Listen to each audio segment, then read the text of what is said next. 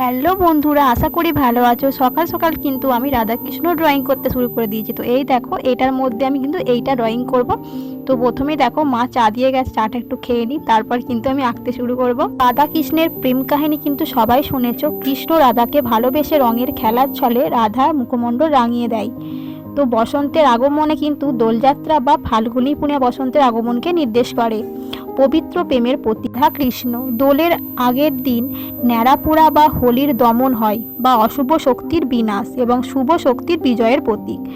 বৈষ্ণবীয় তাৎপর্য। বাংলা বা বৃন্দাবন মহাপ্রভু শ্রী চৈতন্যদেবের সময় থেকে রাধাকৃষ্ণের দোল উৎসব ব্যাপক জনপ্রিয়তা লাভ করে। রাধাকৃষ্ণের দোল উৎসব হলো প্রেমের রঙে মেতে ওঠা এবং ভক্তির মাধ্যমে সৃষ্টিকর্তার সাথে আত্মিক সম্পর্কের উদযাপন। সংক্ষেপে বলা যায়, রাধাকৃষ্ণের দোল উৎসব বা দোলযাত্রা হলো বৃন্দাবনে শ্রীকৃষ্ণ রাধার ঐশ্বরিক প্রেমের উদযাপন, যা মূলত ফাল্গুনী পূর্ণিমা আবির্ভাবের মাধ্যমে পালিত হয়। পৌরাণিক কাহিনী অনুসারে কৃষ্ণ নিজের শ্যামবর্ণ নিয়ে রাধার গৌরবর্ণের সাথে বৈষ্ণব দূর করতে রাধাকে রং লাগিয়ে দিয়েছিলেন, যা থেকে হোলি বা দোল উৎসব পালিত হয়। তো দেখো, ভিডিওটা সম্পূর্ণ দেখে লাইক, কমেন্ট, সাবস্ক্রাইব করে দেবেন।